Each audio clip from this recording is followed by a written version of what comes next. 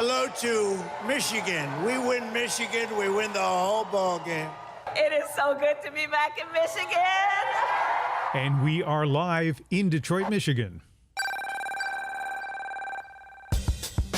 Donald Trump intends to take America backward to the failed policies of the past. Hi, I'm Ian Hanomansing, the host of Country Checkup in Canada. If we lose this election, this country is finished. I really believe it. This country is finished. And I'm Jeremy Hobson, host of The Middle in the U.S. Donald Trump left us the worst attack on our democracy since the Civil War. This is America Votes, a cross-border conversation. The whole country is going to be like, you want to know the truth? It'll be like Detroit. Our whole country will end up being like Detroit if she's your president. Well, we are live in Detroit, taking your calls right now from across Canada and the United States. Hey, I am Michal Escayo, and I'm in Chicago, Illinois. My name is Larry Michael. I'm calling from Massachusetts. Our question today, what's at stake for you in the U.S. election? You can call us right now at 1-888-416-8333. 1-888-416-8333. To me, the two most important issues right now are abortion and gun control. Number one issue for me in this election is definitely the economy and affordable housing. As you heard there's a lot at stake for Americans in this election. And that's true as well for Canadians, America's closest ally and the largest trading partner. No matter what happens in Canada, we'll be better off with Kamala Harris in the White House. Well, I'm a pro-life Christian, and I'll be paying a lot of attention to the discussion over abortion rights. I'm very thankful to President Trump. I'm hoping some of that will rub off into Canadian politics. Today, we're taking calls from both sides of the border across Canada and the United States, from Minnesota to Nevada, Phoenix to Philadelphia. Our question, what's at stake for you in the U.S. election? Again, you can call us at 1-888-416-8333, or you can go to cbc.ca/aircheck. I'm Ian Hanomansing. And I'm Jeremy Hobson. We're live on CBC Radio, CBC News Network, and CBCNews.ca. And on NPR stations across the United States. This is America Votes, a cross-border conversation, a co-production between CBC, The Middle, and WDET in Detroit. And for anyone who wants to watch us live on TikTok or YouTube, we are at CBC News. We're coming to you just a few miles from the Ambassador Bridge in Detroit, where, Ian, just this morning, literally thousands of Canadians and Americans ran the Detroit Marathon, running together across the bridge from the U.S. into Canada, and then they come back into America.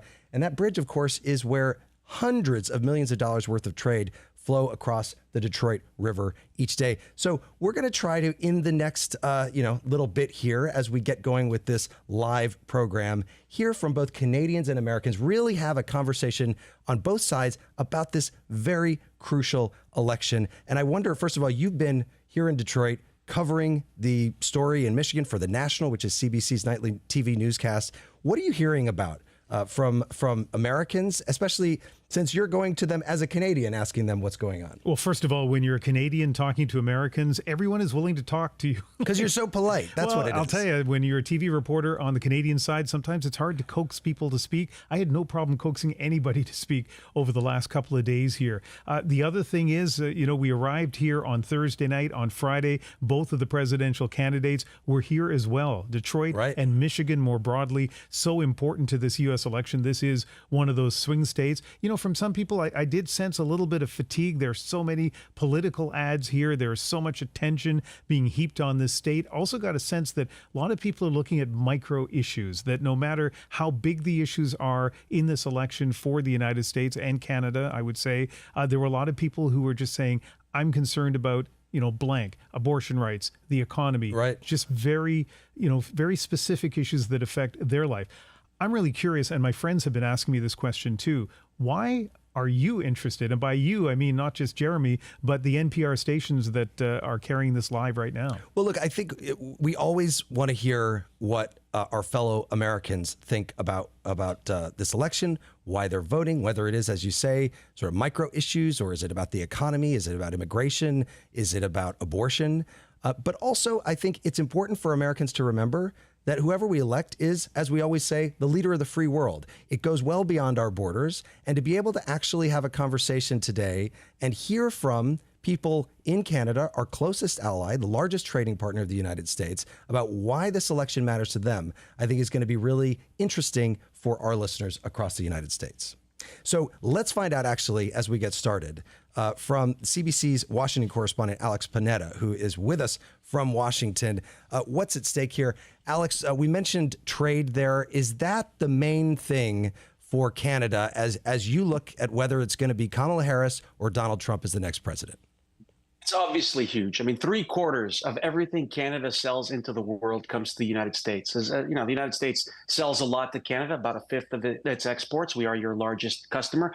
But the United States is on a different level when it comes to Canada's exports. You are our economic lifeline to the world. And so this election is really important. And every U.S. election, frankly, carries implications for Canada.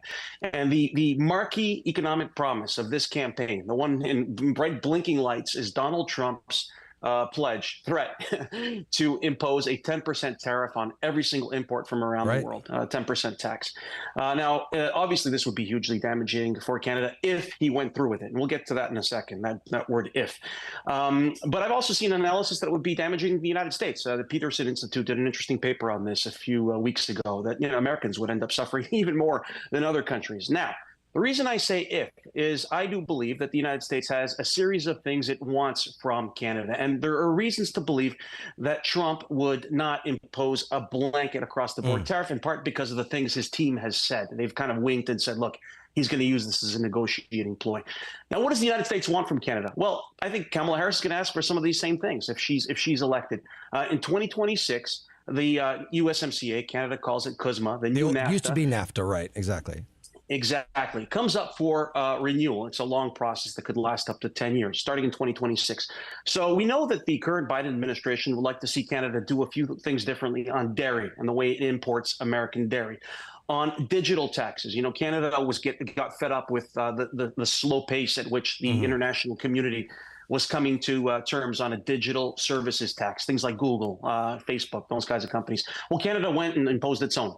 The Biden administration is not happy about it. Auto parts, there's some differences on how you calculate what counts as an Asian part versus a North American part. So these are things that Canada and a Harris administration would have to work out.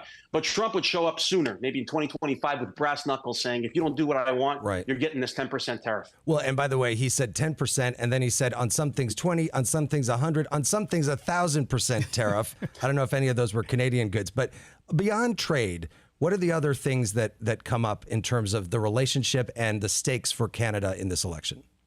We have a huge security relationship. And I'll just mention 3 things. Number one, the Arctic. All right. On September 11th, I don't know if many Americans know this, but on September 11th, the order to shut down North America's airspace was given by a Canadian general who was in charge of the, at that moment, of the NORAD partnership in Colorado, right? This joint airspace collaboration. The border, Canada and the United States share a border. There is a lot of irregular migration through that border as well, not nearly as much as through Mexico. But Canada's faced pressure to slow down irregular migration, and that's the reason the Trudeau government in Canada has put in visa requirements on Mexican travel. And then there's obviously spending on defense in general. So the Biden administration would love to see Canada spend a whole bunch more to modernize our Arctic infrastructure more quickly, to spend more on our military. The Trump administration would ask for the same things, but once again, with a much more brusque, aggressive style. Like I spoke with someone who's rumored to potentially be the next national security advisor if Trump wins. And he said, if Canada doesn't up its military spending beyond what it's committed to, we might start threatening tariffs. So basically to link the trade and economic issues, trade and military issues.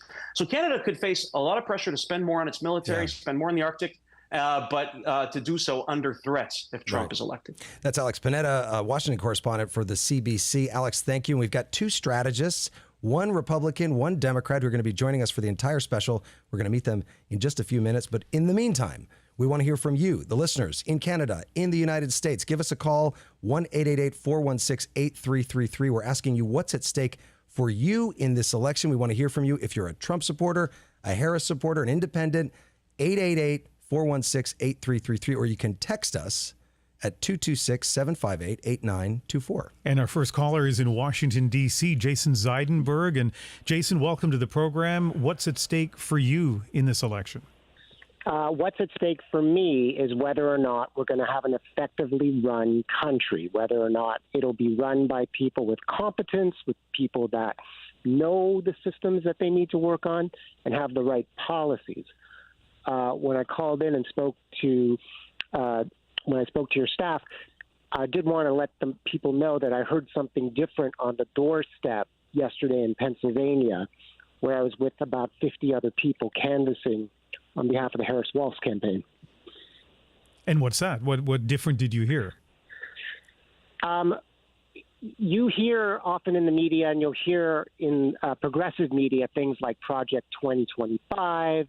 You'll hear a lot about January 6th and the election denial. That did not come up once on the doorstep in York, Pennsylvania. At best, we had some good conversations about grocery prices and the cost of living. But I think the things that are motivating Democrats to be involved in this election are not necessarily the things that are going to motivate people to vote. And this was a Democratic-leaning constituency. This was not independents. This was not Republicans. These were people that were ID'd who were Democrats. So what resonated for them? Grocery prices, cost of living. Project 2025, January 6th.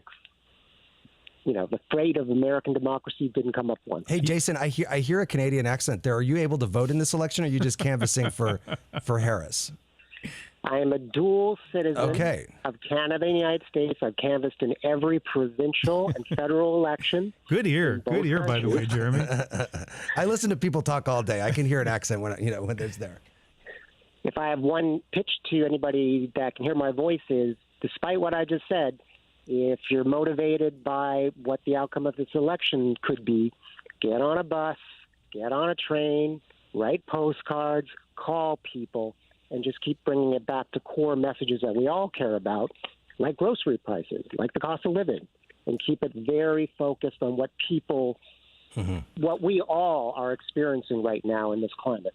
Jason, we only have seconds left before we have to take a break, but are you worried, given the fact that you are a Harris supporter? I'm a little more worried after the first canvass yesterday, but I want to preface that by saying I will still be going to Pennsylvania every Saturday and through Election Day. It hasn't weakened my motivation. Okay, Jason, thank you very much. And if you'd like to take part in the program, you can give us a call right now, 1-888-416-8333. You're listening to America Votes, a cross-border conversation. More of your calls coming up. All right, for our U.S. listeners on NPR, Jeremy, they are listening to a 1-minute break. What happens during those breaks? Well, of course, it's the United States. We like to make money, so a lot of the stations are putting out underwriting announcements of their sponsors, and maybe they're giving the weather, something like that. But for our Canadian audience, we've got something even better. Yeah, that's right.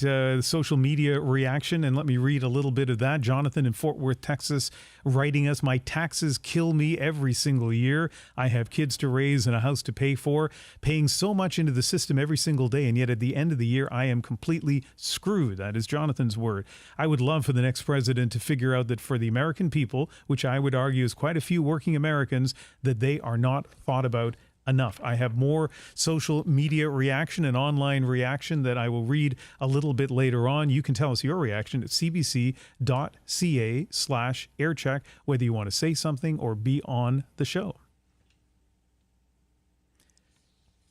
This is America Votes, a cross-border conversation. I'm Jeremy Hobson, along with Ian Hanomansing from the CBC. We're live across Canada and the United States, coming to you from WDET in Detroit. We're taking your calls from across both countries. Our question, what's at stake for you in the U.S. election? You can text us at 226-758-8924, or you can call us at 888-416-8333. Let's bring in two strategists who will be with us throughout today's show as we take your calls. T.W. Arrighi is a Republican strategist and former communications aide to Mike Pompeo, and Senator Lindsey Graham. He joins us from Washington, D.C. Yvette Simpson is a Democratic strategist. She also served as the CEO of Democracy for America, which organized to try to defeat Republican candidates, and she is in Cincinnati, Ohio. TW, let me start with you. The election just over 2 weeks away, as I know you're well aware. What does Trump and the campaign need to focus on in these final few days?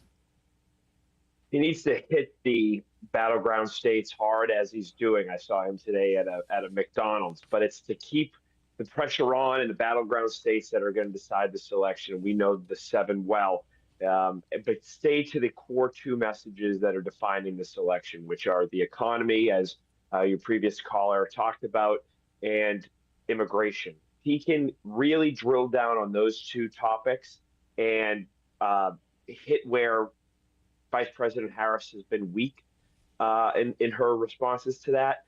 He'll be good. The thing is we're now 4 years into a Biden administration, 3.5 years into a Biden administration with Kamala Harris as vice president. People are largely dissatisfied with the direction of this country, largely dissatisfied with the performance of this administration. And the vice president has had a tough time thus far trying to differentiate herself from the president. So Donald Trump can say we need to turn the page from this past era and go to his bread and butter issues of the economy and immigration and stay out of the hateful rhetoric. He'll be all right. Yvette, I know you'd love to debate TW on what he just said, but let me just ask you this. What do you feel the Harris campaign needs to be making its priority at this point? I think doing exactly what the caller said, organize, organize, organize. And most of these battleground states, people are already voting. So that's the challenge, right? She's got to persuade people while she's encouraging people to go out to vote. And it's really tempting at this stage to try to convince new people, especially people who you think you might be able to have a conversation with and change their mind. But strategy says you really don't have the time to do that. Use your energy and your resources to fire up your base and get people out. And I would be tracking turnout in every single state with early voting. And what we know about Democrats is we tend to vote early. We tend to win early, and Republicans tend to catch up on election day. So if they can really ramp up the early vote number, it'll help us hopefully come out with a win on election day. Well, Yvette, what are you seeing in terms of that early vote at this point? And also in a place like we are here in Michigan, with a huge Arab American population. In fact, Dearborn, I think the first city in the country to be majority Arab American. A lot of anger about the situation in Gaza. What are you seeing at this point? And how much of a problem is that going to be for Kamala Harris?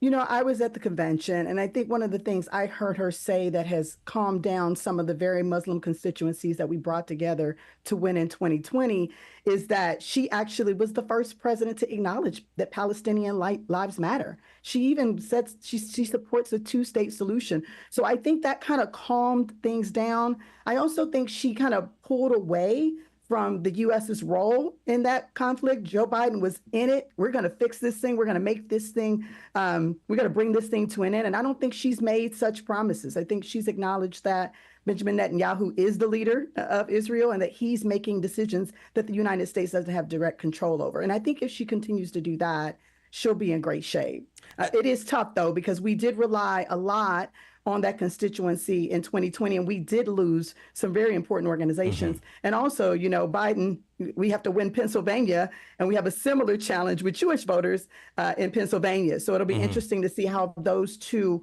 states turn out when we think about the Gaza conflict being in the middle of this.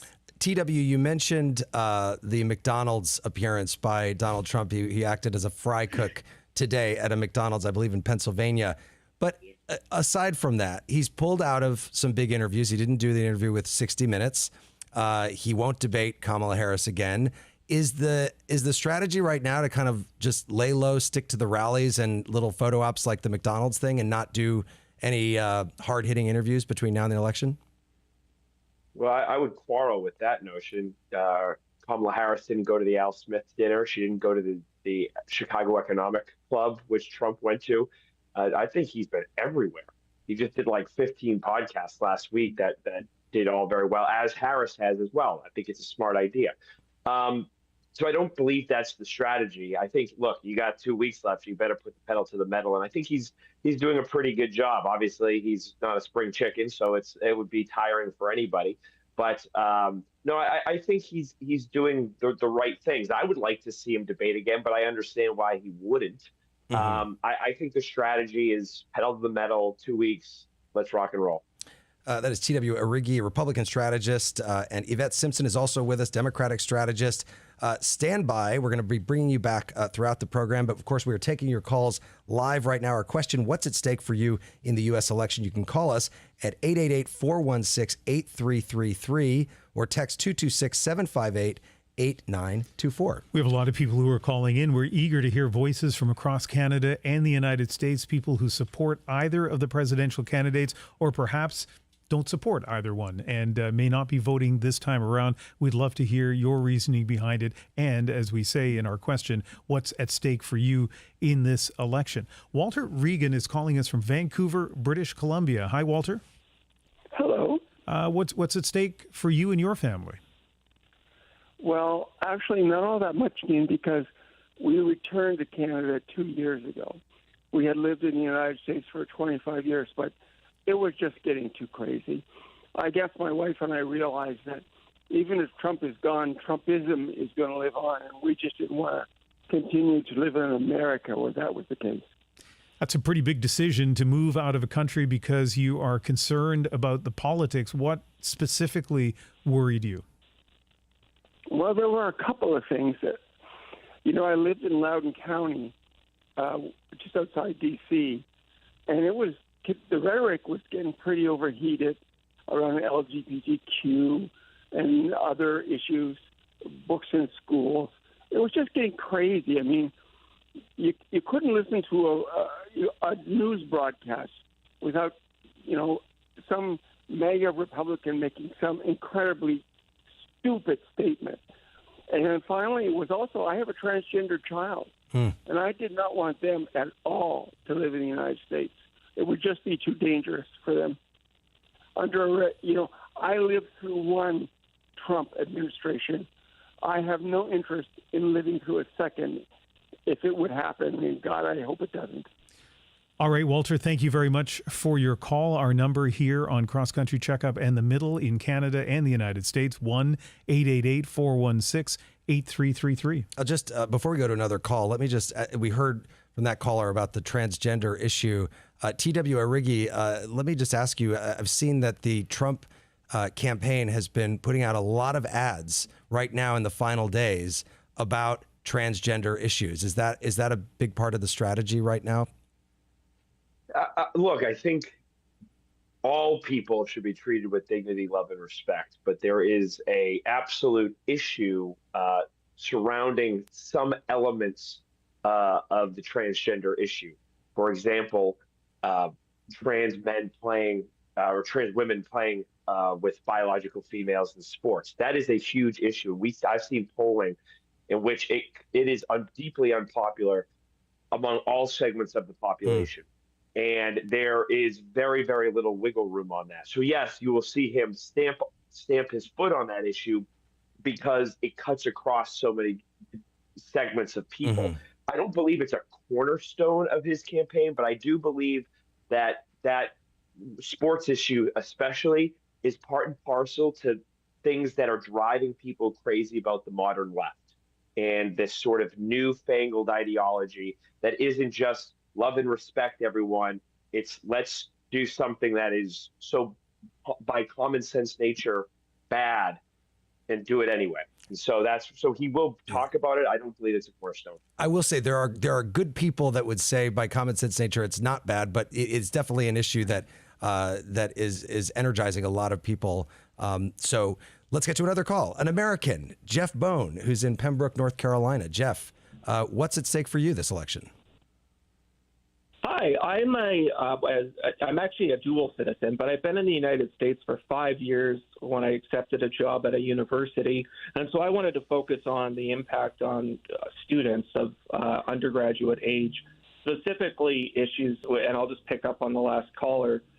I receive literature being in a state that's at play for both the Democrats and the Republicans, and that was definitely highlighted, as Jeremy, you mentioned, that Trump has issues with students participating in sports with not being associated with their gender at birth. I just find that bizarre that the awesome powers of the presidency would be assigned to an issue like that. And I, as a teacher, I see that it impacts my students. In what way? It's an exclusion issue. They're not being. I think it's not just being ignored, but I think there's an outright hostility to young people and the fact that these aren't issues that impact them, and they're actually very welcoming and caring to each other. And I just don't see why there would be policies that target them that way. Jeff, thank you for that. I want to go to Yvette Simpson just briefly on that, the Democratic strategist. What do you think of this issue? And you hear Jeff talk about how young people react to it. Is this something that energizes young people in a different way than it might energize parents in the country? I think so. I mean, I think one of the themes that Kamala and Tim Walz have been hammering on, I think is really important, is get government out of my personal life. I don't want you in my bedroom. I don't want you in my doctor's office. I don't want you telling me how to raise my kids. I don't want you I don't want you discriminating against different types of people based on who they are. And I think the young people are really galvanized by that. It's interesting because the Republican Party used to be the small government party, and now they want to be in everybody's business. And so I think Kamala's doing a great job of saying these are decisions that need to be made by the people who are affected by it. Donald Trump shouldn't be telling you how to raise your kids or telling your kids what they can and can't do. This is not an issue that the president should be talking about. But I know that it is galvanizing a lot of people on the right, because this is one of those red herrings, right? Just like when they talk about late-term abortions, which are so rare and are almost always to protect the life of the mother, but they keep hammering and saying, oh, I think at one time Trump said, you can abort a baby after it's born, which was completely ridiculous. So I think Kamala continuing to say, these are not decisions that your government should be making. These are decisions that the people in power at the place at the time should be making. But they know that this issue is very divisive, and they're working in fear and division as always. Young people are definitely going to protect those freedoms for sure. You're listening to America Votes, a cross-border conversation. We're live on CBC Radio and CBC News Network and on NPR stations across the United States. What's at stake for you in the U.S. election? Our number is 1-888-416-8333. We are broadcasting from WDET in Detroit, and our next caller, Michael Johnson, is also in Detroit. Hi, Michael. Hey, how you doing? I'm doing well, and an issue that is really important to you is an issue that's important to a lot of people, particularly in Michigan. Tell us about that. Well, it's the ongoing genocide of the Palestinian people in the occupied territories of so-called Israel, specifically in the city of Gaza. And Kamala Harris and the Biden administration, and any kind of future Trump administration, it supports it wholesale. And you have a strategist on here for the Dems who's saying, well, it's Netanyahu, and I wish we can control him. We control him with money, our money. All of our tax dollars go to these weapons of death that are used to blow up pregnant women, the bullets are used to have a systematic pattern of headshots for children, and we contribute to this. So any talk of, well, it's out of our control is a lie, and it's condescending to Michigan voters, specifically our Arab neighbors, our Muslim neighbors, and anyone who has a shred of humanity here, because we see through it. And Kamala Harris is condescending, and she deserves to lose the state. So, Michael, how will this translate into how you vote or whether you vote in this election? Voting in this federal election, and frankly, voting in any federal election, it's a crime against the general humanity of this world. We support death and destruction around this planet, and so do not vote in this election. Do not listen to the Dems. Don't listen to the Republicans. You don't have to vote. We should be doing everything not to vote, not to participate in these genocidal politics. It's a simple moral issue. All right, Michael, thank you very much for calling, and I'm sure there's some of you who are listening on either side of the border that might want to take issue either with the issue that he is going to decide will keep him away from the ballot box this time around, or even that notion that you shouldn't vote at all. 1-888-416-8333 if you'd like to take part in that conversation. Yeah, probably a lot of listeners even yelling at their radio when he said that. Yes. We want to hear from you, by the way, 888-416-8333. Let's sneak in another call before we have to take a quick break. Andy Miller is from Houston. Andy, what's the big issue for you? Hi. Well, it's dialogue. I'm concerned that there will hardly be dialogue anymore. Almost an end to conversation. The truth has become subjective, and it shouldn't be. Because politics have just become so difficult over the last many years. Are you speaking from experience? You can't talk to your neighbors about what's going on? Neighbors, friends, family, everything has become very divisive where the truth, is subjective. And, it's what confirmation bias, what people want to believe instead of actually having dialogue, being humbled by dialogue. I remember, I was on a totally opposite side of politics that I am now. I don't necessarily pick and choose. I'm an independent. But it wasn't until, I was humbled and had to critically think that I was able to change my mind. But it does take the ability to have that, elasticity, to decide. Go ahead. Yeah, I was just going to ask. So you're in the state of Texas, which is, kind of a not quite a swing state, but it's sort of close at this point. It's getting there. How is this going to translate into how you vote? And you've got a big Senate race in Texas, too, between Ted Cruz and the Democrat Colin Allred. Yeah, absolutely. So I'll be transparent. I was a longtime Republican and even a libertarian. I was a delegate for Ron Paul a long time ago. Still a libertarian, but, I'm more of a centrist, but I do, pick and choose left and right. In this case, I won't be choosing Ted Cruz, but I do see a landscape where, people are looking at who invests in them the most. They're becoming somewhat disillusioned with certain politicians, but it is at a very granular level. It's not at a wider level. And it depends on what they consume and who they're around. It's, again, confirmation bias. What about in the presidential race? What about in the presidential race, Andy? What are you going to do there as a former libertarian? I'll be voting for Harris. Okay. Andy Miller in Houston, thank you very much for that call. Such interesting calls, Ian, from all over the country. A lot of people very passionate about the issues at play here in this election. Well, I think one of the things I loved about Andy's call is it's a reminder of how thoughtful and disciplined so many voters are, right? We'll hear the range, as we have to an extent so far in the program, from one person defiantly saying, don't vote, voting is immoral, to other people who have made their decision, to Andy's, truly sounds like she assesses the issues and moves from candidate to candidate, so that's fantastic. Well, and one of the things she brought up there was sort of the issue of civility, which after the debate between the vice presidential candidates, Vance and Walz, that's one thing a lot of Americans on both sides were very happy about, was that it was actually much more civil than the politics we've seen so far. And we're curious about how you feel on these issues, both in Canada and the United States. 888-416-8333, or go to CBC.ca/aircheck.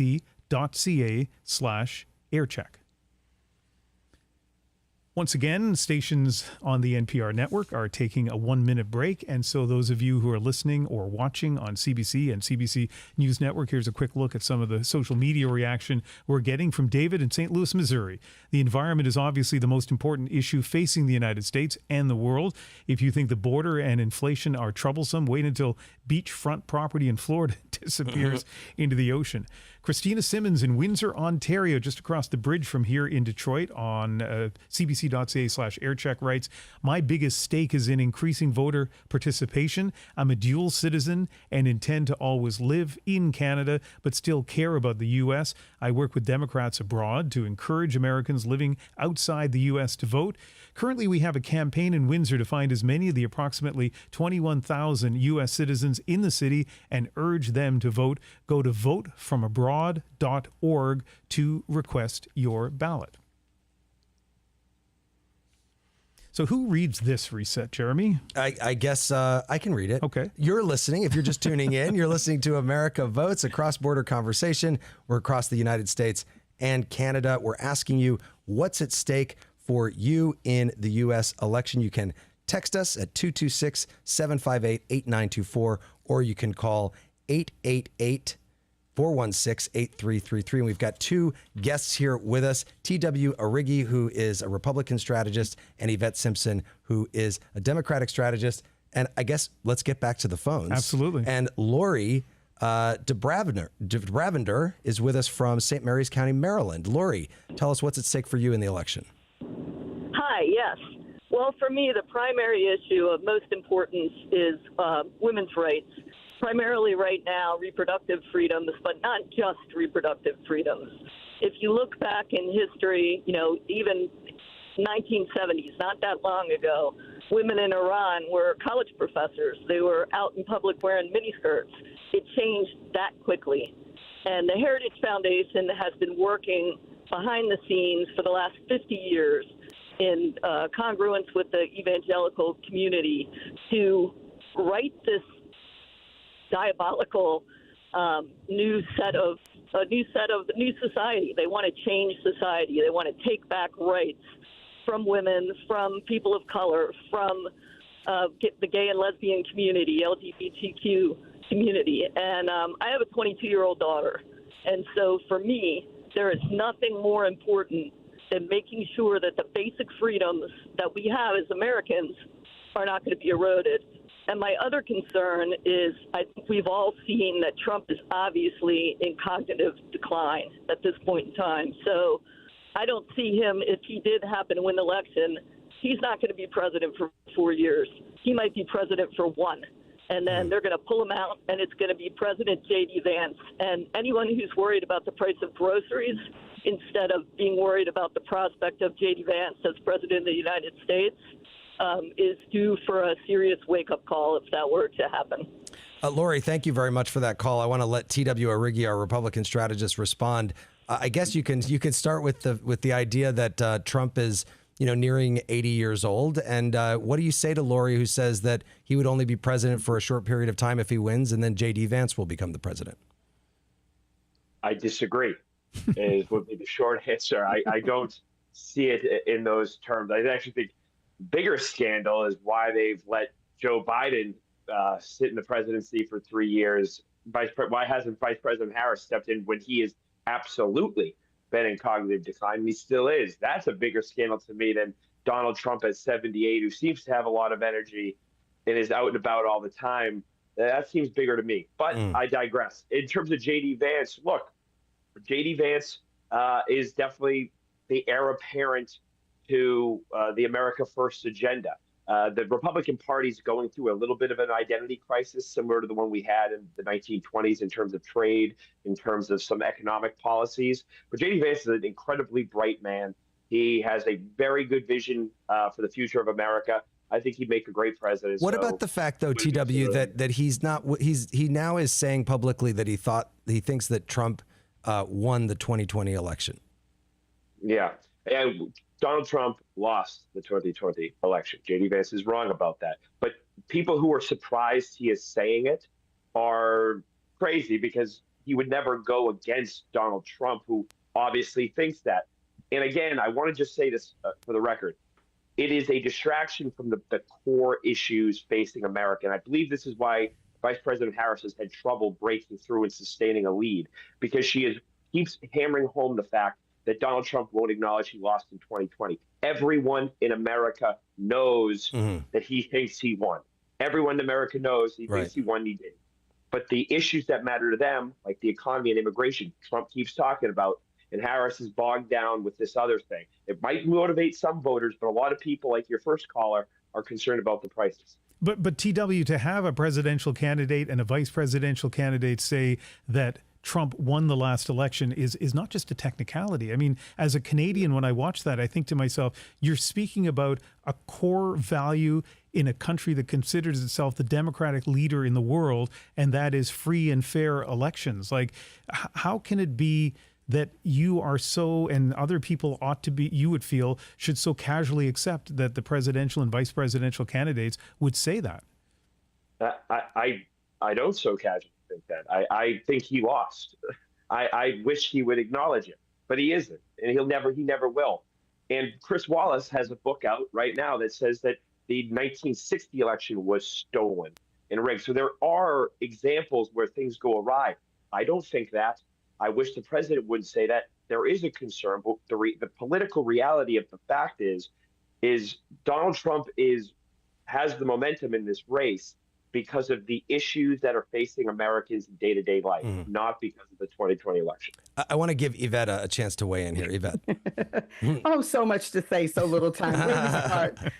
Everyone is not acknowledging that Donald Trump did not win that election. J.D. Vance is one of them, Donald Trump and a lot of people who support him, not to mention the lengths that he went to try to make that happen. Don't forget about January 6th. And the fact that he continues to contend that if this election doesn't go the way he wants it to go, he will do it again. So I agree that that is a fundamental principle in democracy, right? We vote, we win, the person gets installed, no violence. Don't try a coup to take over Congress. Don't do that technically or otherwise. And so I do think it's a fundamental flaw. And the fact that you just acknowledged that J.D. Vance either lied, which he did, about what he thinks, or he actually believes it, which is not becoming of a vice president or a president. And I think that's the distinction that Kamala is making in this election. You can have a liar in chief, or you can have someone who has integrity and who is honest about the most fundamental thing that America is, which is a democracy.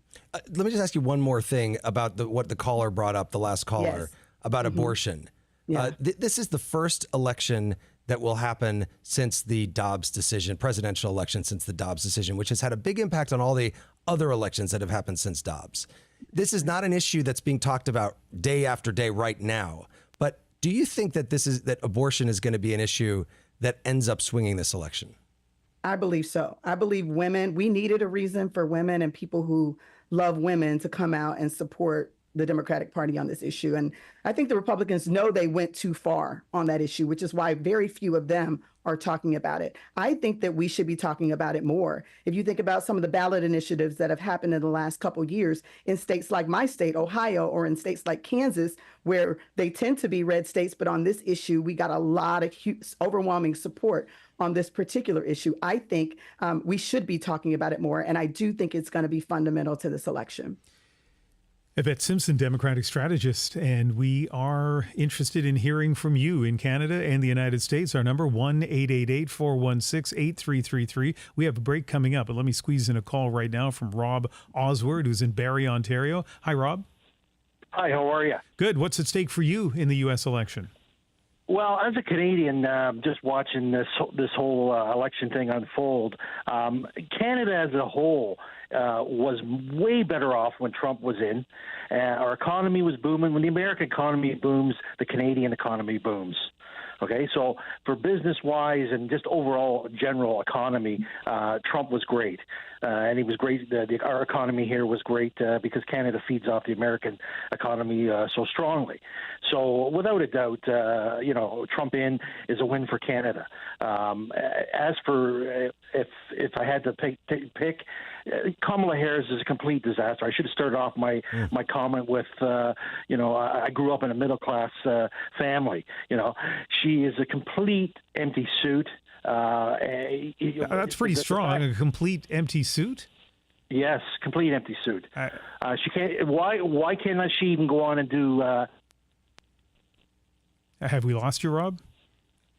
Sounds like we have. For the record, it's nothing we did on this end, so I'm not sure if Rob is maybe going into the tunnel. We're not censoring you, No, Rob. we're not. No. But we have lost. You know what? You can contact us again. If I'm looking, I can actually look through the glass to the control room. Rob, you may be back.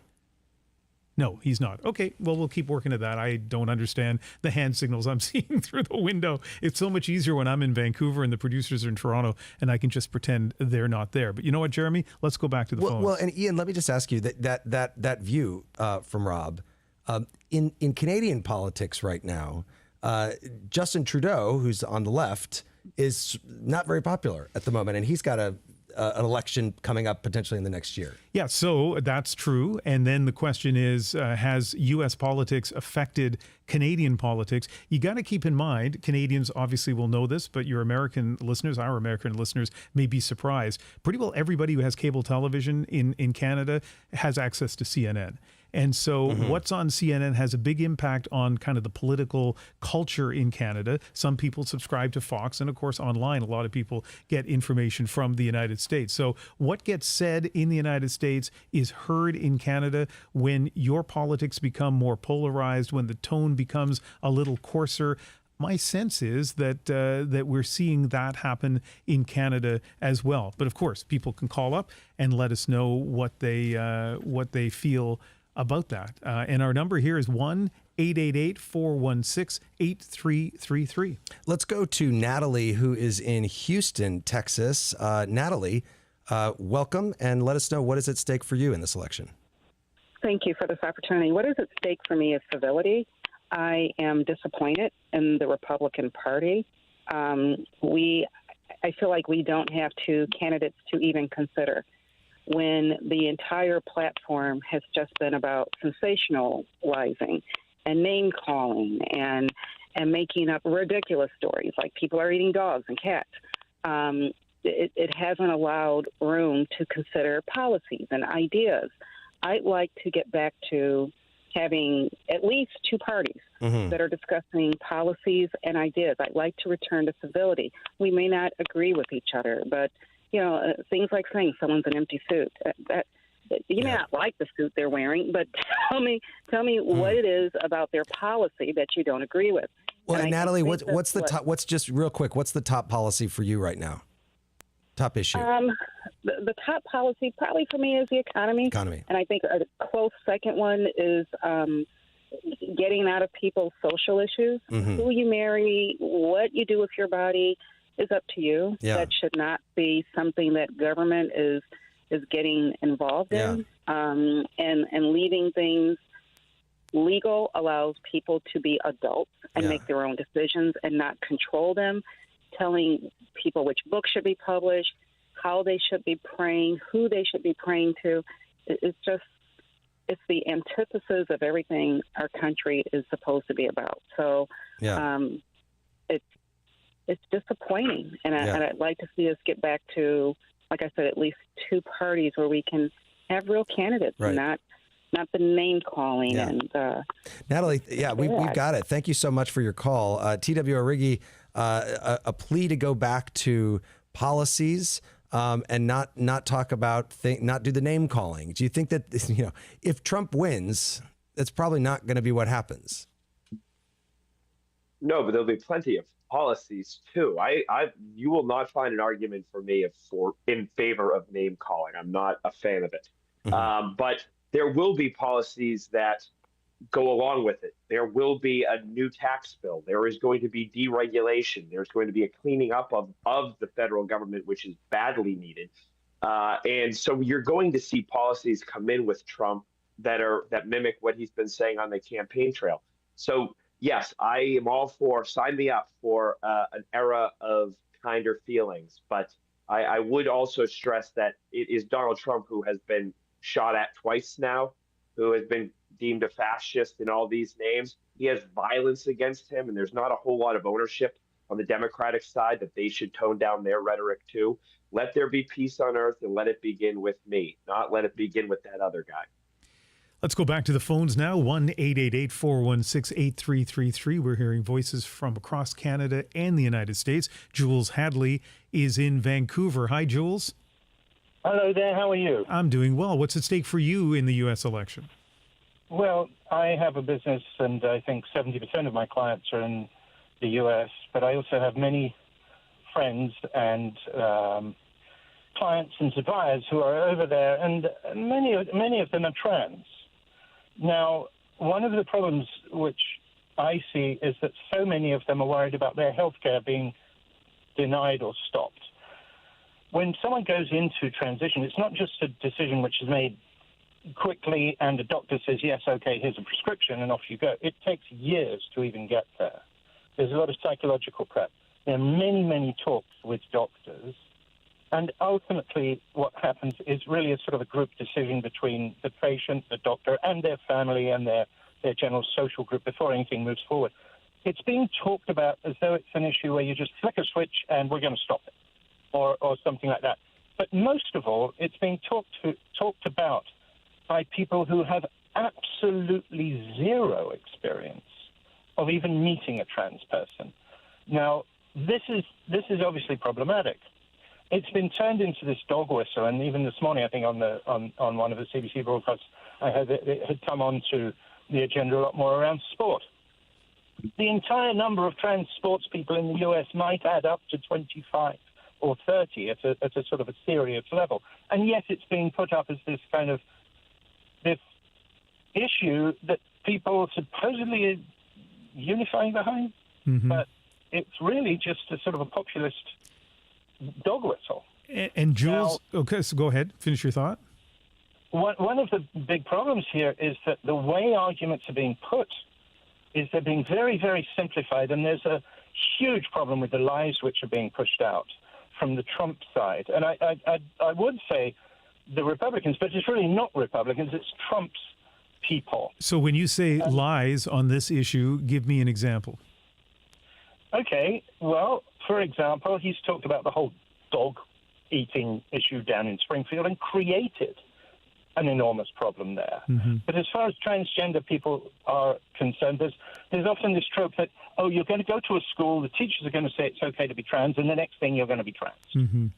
Jules, let me ask. Far from the truth. Let me ask you about the first thing you talked about, which is your business, where you do business. I think you said with a lot of people in the United States. On that very different plane of issues, how do you feel about the election? What's at stake for you as a business person?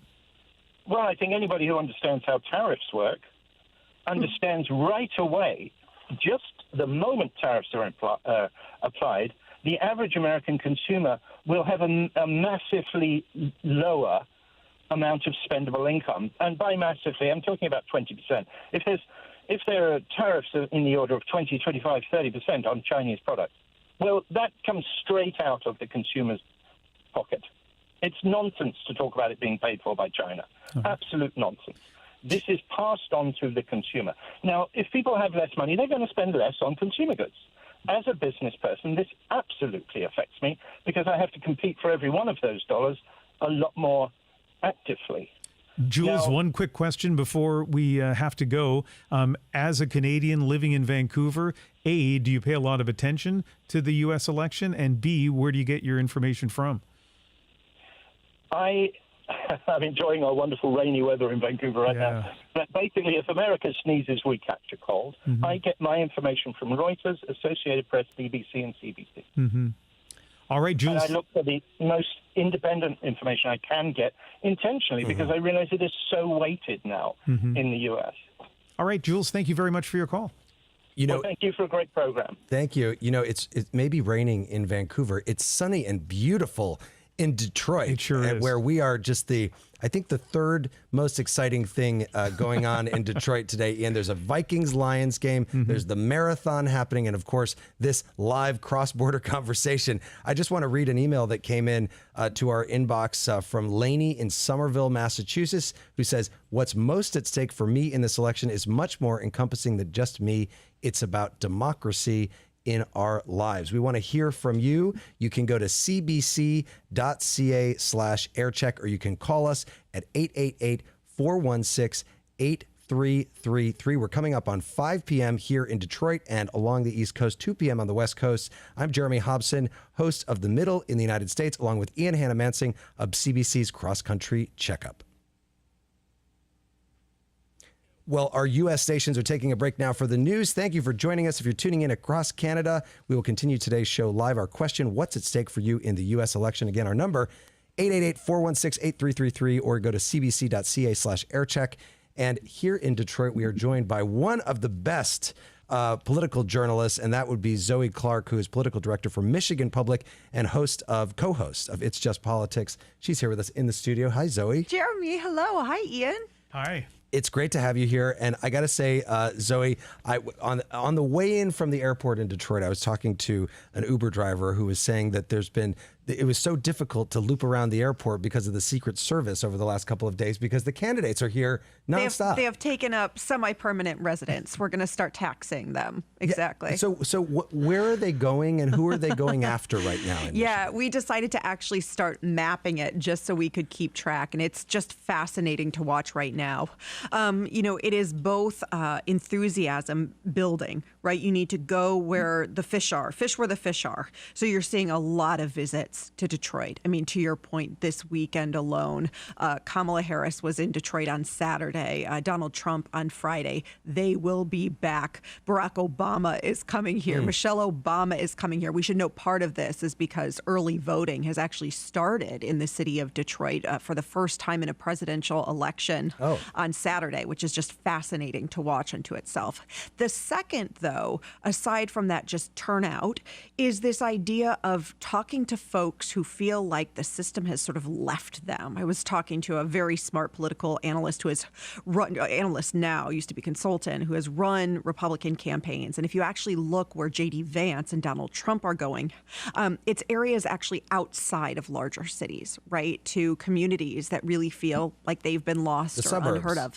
The suburbs, or beyond the suburbs, actually more rural, which is just fascinating to watch. The suburbs really has been a Harris campaign in the last week, particularly trying to get suburban women out.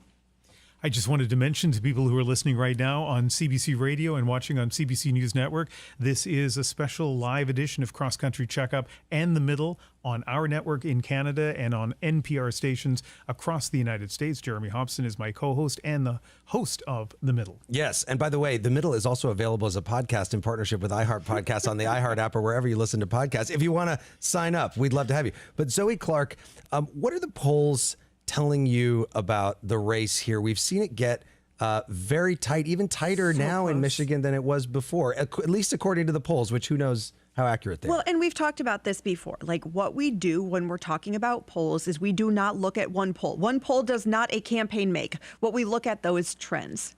And what we know is months ago when Donald Trump was in the race, it was not looking good for the Democrats, particularly in Michigan. When Biden was in the race. Sorry, did I just say Trump? God, sorry, Biden was in the race. Trump is still in the race. When Biden was, right, it was not looking good. He drops out, Harris is in, and enthusiasm spikes, right? And we start to see a competitive race. Not even a competitive race, but a few weeks ago, really Harris starting to take off. Now the polls are showing, wait a second, this again is a really, really close race. And we are seeing that, I mean, it could be a toss of a hat, a turn of a screw at this point. And this is going to be a campaign that is decided in inches, not yards. And the blue wall states, right? So this is Wisconsin, this is Michigan, this is Pennsylvania. This is why you are seeing the candidates just continue to come here. Well, and on the issue of the blue wall, in the last two presidential elections, you win one, you win the other two. Just that's the way it's worked out. Is that a coincidence, or do you think that the three states you mentioned, Michigan, Wisconsin, Pennsylvania, are likely to all go the same way, whichever way that is? It's a fascinating question. And Jeremy, I've stopped making predictions since 2016. But what I will say is I wouldn't be shocked if yet again, right? These are states that have been hard hit by factory closing. And these are, manufacturing areas that workers just feel like they are not getting their fair share. And the economy is a big deal too.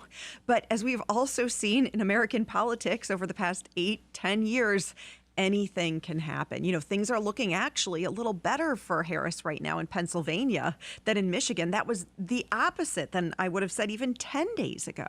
I ask you this question to answer not as a political analyst, but as a Michigander, partially because I want to say the word Michigander. I love it. Well, just so you know, Ian, though, very quickly, you're controversy right now because some people are Michiganian. Ooh, okay. So you have to team Michigander or Michiganian. Okay, well, I'll ponder that while I ask you this question. I've never been in a swing state just before an election. I am shocked at the number of ads, the TV shows that I've been watching, political ad after.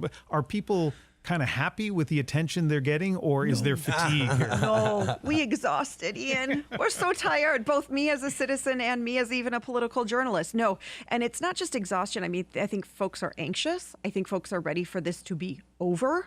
And it's not. And it's millions and millions and millions of dollars. And it's not just in the presidential race, right? We have an open U.S. Senate seat that will help to determine the makeup of the U.S. Senate Open as well. One of the most expensive, if not expensive, races that we're seeing in the country as well. So people are overwhelmed. And that one looks very close as well. That's Alyssa Slotkin versus the Republican Mike Rogers. Indeed.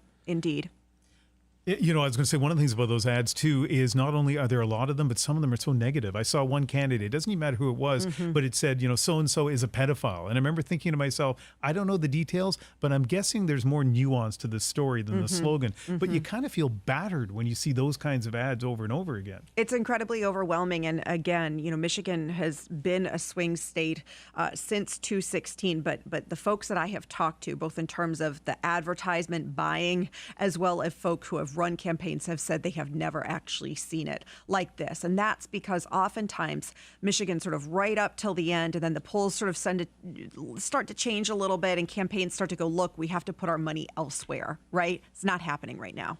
That is Zoe Clark, who is the political director for Michigan Public and the co-host of It's Just Politics. Zoe, thank you so much for joining us. Actually, wait, real quick. What's the best food in Detroit? Is it the pizza? Is it something else? Oh, no. I mean, I'm going to say like falafel. Okay. Yeah. All right. Yep. I mean, I only have a little bit of time to get it, but we'll try it. Thank you also, very Team much. Michiganian. Hello to Michigan. We win Michigan, we win the whole ball game. It is so good to be back in Michigan. We are live in Detroit, Michigan. Someone who suggests we should terminate the Constitution of the United States should never again stand behind the seal of the United States. Hi, I'm Ian Hanomansing, the host of Cross Country Checkup in Canada. We will make America great again.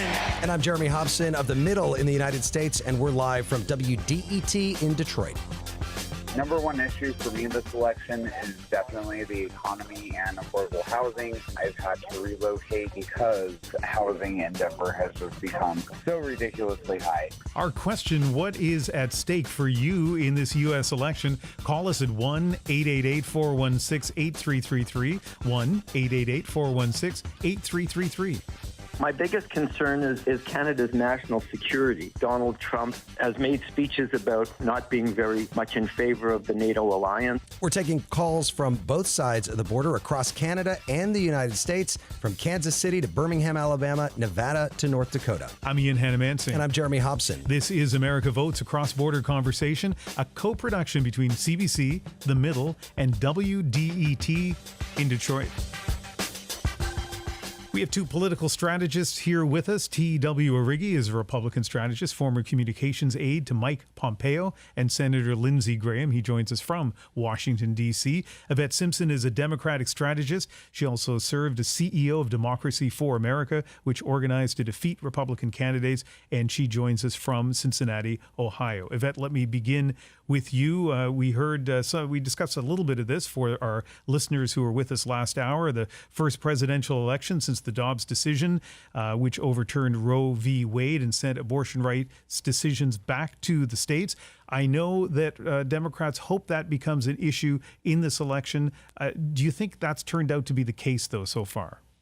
I think we can do more. I mean, I think we need to talk about the issue more. I think during the debate, Donald Trump's been kind of backing down on whether or not there will be a nationwide ban. I think she should hold him to that. You know, he says one thing, does another.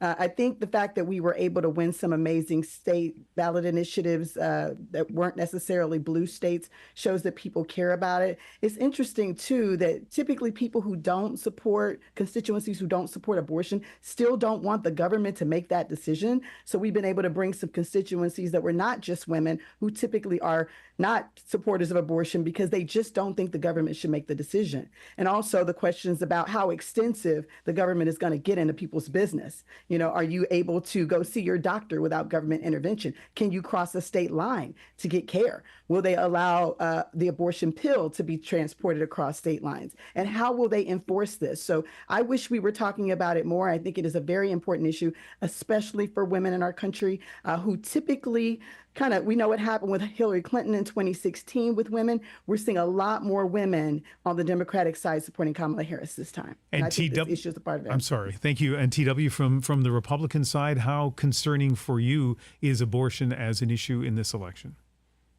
Yeah, it's a big issue for Democrats for sure. I hear it all the time. I know single issue voters on abortion who believe abortion rights are a God-given right. And I know single-issue voters also working in Republican politics who think abortion is murder. So there are people on both sides, but it is a galvanizing issue for Democrats. But I sort of agree with Ruth Bader Ginsburg's original opinion on Roe v. Wade, which was she wished it was never decided and left to the states because the people can take better ownership of the issue.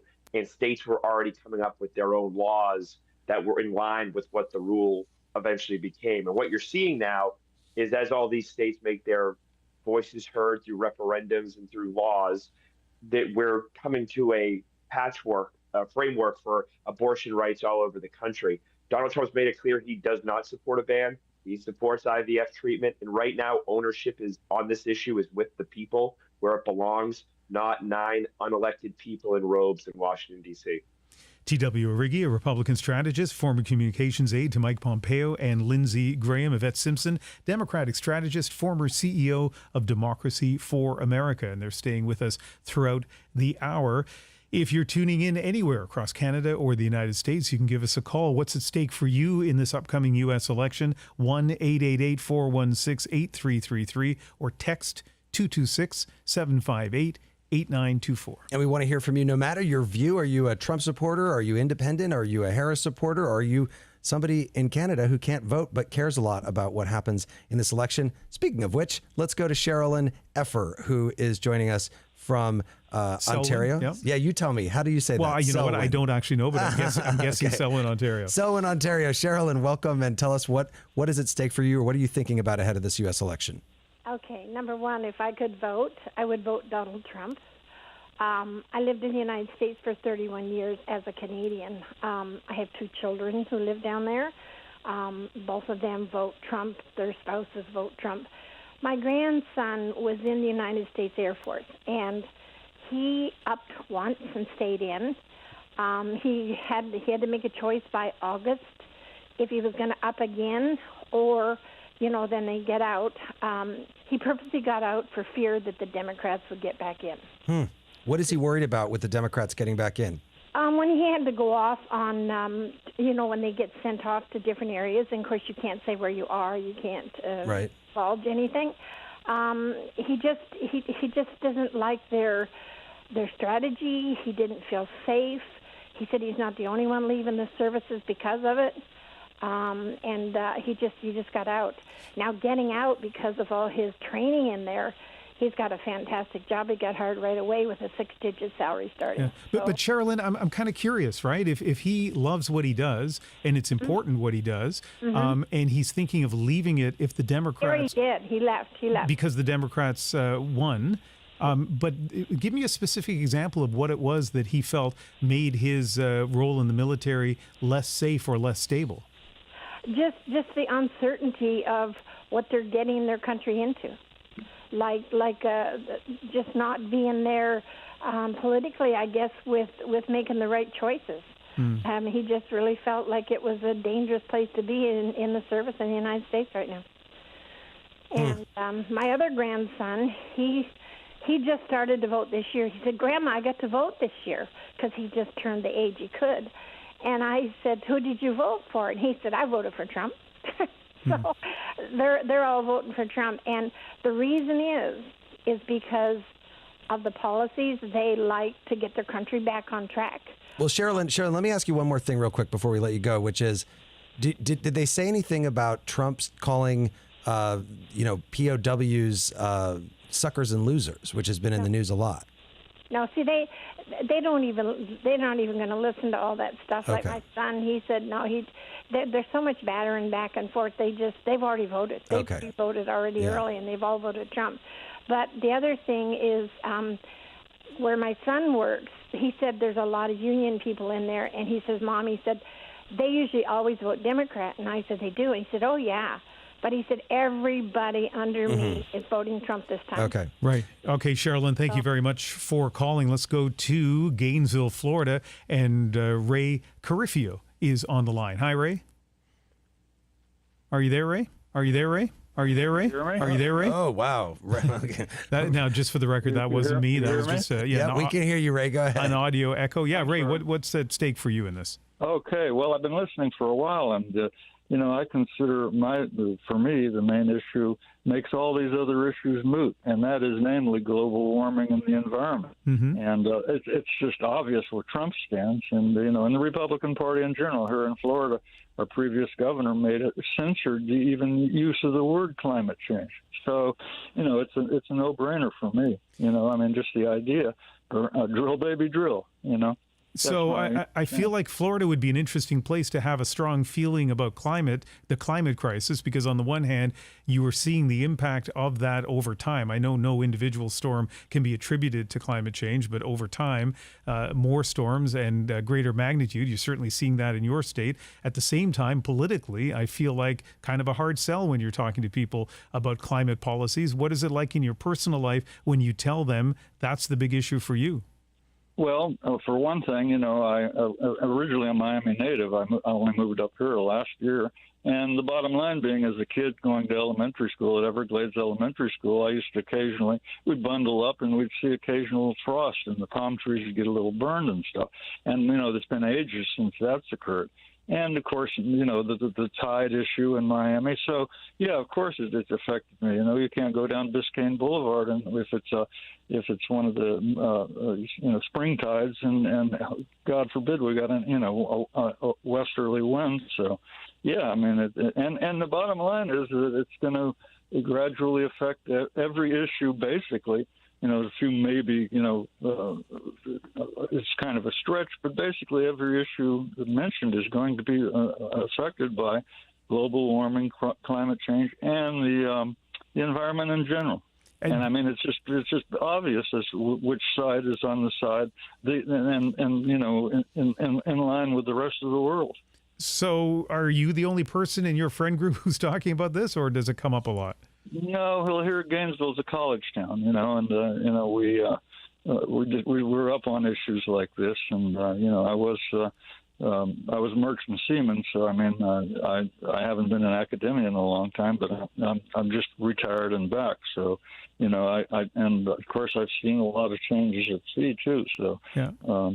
I find that ultimate. I mean, it is it's not so immediate, but I mean for our children it will be. Thank you so much for that call, Ray. I just want to briefly bring in T.W. Origi because Ray just went through Hurricane Milton. Do you think that, and of course we know that the Biden administration passed the act that is the largest climate legislation in the history of the world. What do you think happens on the issue of climate change if Trump wins? Yeah, I think Donald Trump is actually a lot more, I suppose, progressive on the issue of climate change than most people give him credit for. He's always advocated for clear air, clear water. He wants now Bobby Kennedy to have a large role in the climate thing, in the climate office. That's actually one of Bobby Kennedy's pet issues. But look, here's the deal about climate change. I'm all for doing what we can, but we cannot be regressive when it comes to implementing, enforcing expensive clean technologies on people. Because at the end of the day, regardless of what we do, we go to net emissions zero tomorrow. In China and India will continually pollute and do more and more and more and negate anything we do. So I am happy that in America, one of the great things we have is this great, robust population of entrepreneurs and inventors who are making this new technology cheaper and better, like Elon Musk and others. Who's supporting Donald Trump? We got to stop you right there and just remind our listeners that you are listening to America Votes, a cross-border conversation across Canada and the U.S. You can listen live on the CBC Listen app or watch at CBC News.ca. And while NPR stations take a 1-minute break for those of you listening on CBC, let's take a look at what kind of reaction we're getting on CBC.ca/aircheck. Brooke Nilsson in Bellingham, Washington, just south of Vancouver, says, my life, healthcare, and housing services are at stake. We escaped Utah, where officials and doctors were denying the existence of COVID. I'm disabled now due to long COVID syndrome. After moving to Washington State, the experience was like coming out of a nightmare. Under their Medicaid program, I received physical therapy, access to subsidized housing, a CPAP machine to help me breathe, and more. My literal life is on the line if I lose this support. And Andrew Belfour in Winnipeg via AirCheck writes, what's at stake for him? World, peace, and finances. I believe if Trump is president again, things will go well. If Harris gets another term, the world will continue going down the drain. You are listening to America Votes, a cross-border conversation across Canada and the United States. This is America Votes, a cross-border conversation. We're coming to you live from WDET in Detroit, Michigan. We're taking your calls at 888-416-8333. For our audience on the middle, we have a different number, but I just want to remind them again. This one, we're using the Canadian number, which is still toll free. And it works in the United States? It works in the United States. 888-416-8333. You can go to cbc.ca/aircheck. And we've got a caller calling from Calgary, I think, right? Calgary. Yep. Yes. Cheryl Slufar is with us from Calgary. Cheryl, what's at stake for you in this election? Well, what's at stake for me, the top issue is losing my life living in a democracy and in a civil society. What do you mean by that? I feel like I've enjoyed political discussions ever since my dad started talking to me as a child, and that's not really happening anymore. Why not? Because of what's happening in the United States? Well, we're very connected, as some people have shared, and did they mention I live in Alberta? We are very connected. A civil society is like where you can have an election, and it wasn't that long ago that we would have elections and candidates and conversations on the street and in our homes were heated, but they were respectful. Like at a basic human level, we respected each other, and we respected the differences in our parties. We respected that they had different platforms and different angles. One party would be more leaning towards business and money and maybe a little bit towards male dominance, and the other party might lean a little more towards sharing what we had, if we had enough to share, and giving people control over their own bodies. And these are big differences, but we were able to find a human balance because we were civil to each other. And I'm very emotional about it because I feel like we're losing a lot. I call it democracy, but it's really our human connection. Cheryl, thank you very much for that call. It's interesting, Ian, to think about how you mentioned this earlier, how the U.S. political dynamic crosses the border and affects the politics in Canada and in other places as well. I mean, we saw the Prime Minister of the United Kingdom, former Prime Minister now, Boris Johnson. A lot of people compared him to Trump. Mm-hmm. The new president of Argentina, a lot of people compare him to Trump. The former president of Brazil, Bolsonaro, a lot of people compared him to Trump. You know, it's interesting on your perspective. I've been talking to people in Michigan the last 3 days now, I guess. And I've heard people, including people who say they're going to vote for Kamala Harris, who say, at least Donald Trump tells the truth. At least he's honest. At least, he cuts through all the BS. I've heard all of those comments from people just chatting with them in the last few days. So that's how some people see it. Other people see it as a coarseness, as a lack of civility. But either way, whether it appeals to you or it repels you, I think it is something that politicians around the world, including in Canada, some politicians have seen, and in some cases, they have decided that it's something that they want to copy.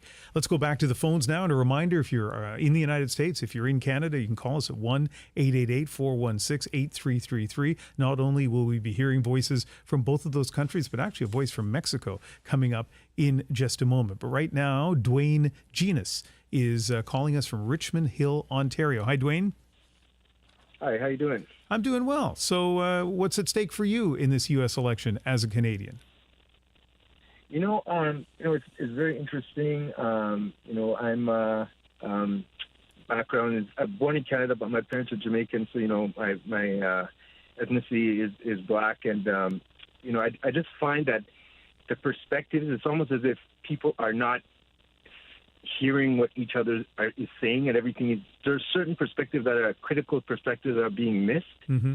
And I think that it's really a shame because we don't really get to solving the real issues.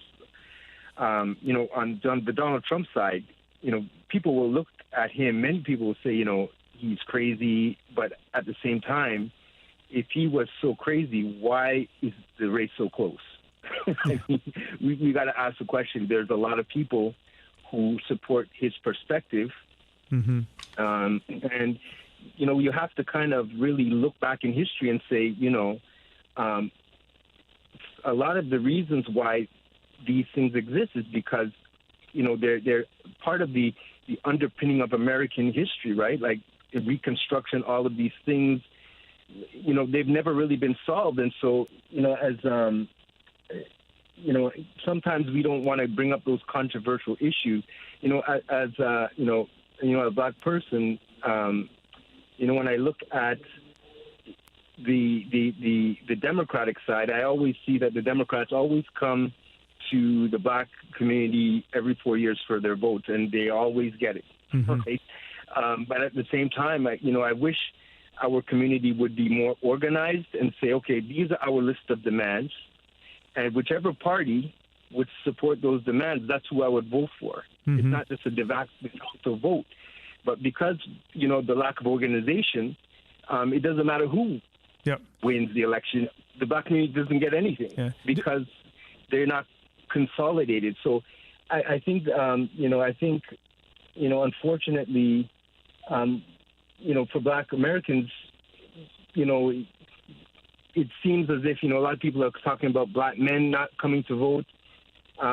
At the end of the day, they feel it doesn't matter, that they're not going to get anything, right? And that's a big problem. Dwayne, let me ask you one last question. I interviewed the author Malcolm Gladwell last week in Vancouver. His mother is of Jamaican descent, and Malcolm was saying that his mother is all in with Kamala Harris because of the ethnic ties. Do you feel, you touched on it before, but I don't know if you're in contact with people of Jamaican descent in the United States, but do you think that Jamaican connection is something that's important to a lot of people? Well, I think some people, just because of that connection, they feel that they would empathize with the struggles that they have. But, Kamala Harris doesn't have a lot of relationship with her father, right? Like, we know this. There was a comment that she made about marijuana a while back.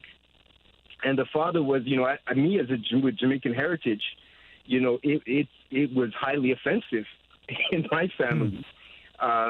And so, it doesn't always translate, right? And I think, it's unfortunately, we are not understanding the perspectives the perspectives are being lost. Yeah. The Republicans have deep concerns that are not being acknowledged by the Democrats. Okay, Dwayne. And a lot of times the Democrats, yes. Thank you very much for your call. Sorry to cut you off, but we just have so much we want to get through before the end of the hour. But I certainly do appreciate you calling in. It's interesting to hear about the vice president's Jamaican heritage. I was in Birmingham, Alabama, a couple of months ago. The day that or maybe the day after Harris replaced Biden as the presumptive nominee of the Democratic Party. And I was meeting with a group of Indian Americans there, and they were very mixed on whether they were excited or not about the possibility of the first Indian American, which Kamala Harris' mother is Indian, first Indian American president, which was just very interesting to think about as well. And Dwayne points out the fact that politics is complicated. People's backgrounds are complicated. And just because you share kind of an ethnic tie to Jamaica doesn't necessarily mean that that's the overriding characteristic, right? Let's go to a special guest who is joining us from Mexico City.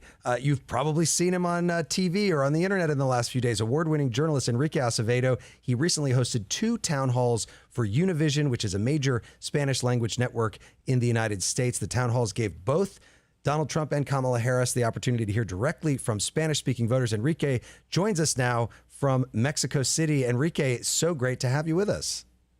It's a pleasure. Thank you for having me on, Jeremy. Well, and you conducted these town halls. What were the things that stood out to you? I'm going to talk about one moment that has sort of gone viral, but what stood out to you from the candidates? Well, I think we're used to seeing both candidates in a different setting, large crowds, massive political events. And under this format, we were able to see them interact one-on-one with the voters and answer their questions directly. I was basically just moderating that conversation. So I thought it was personal.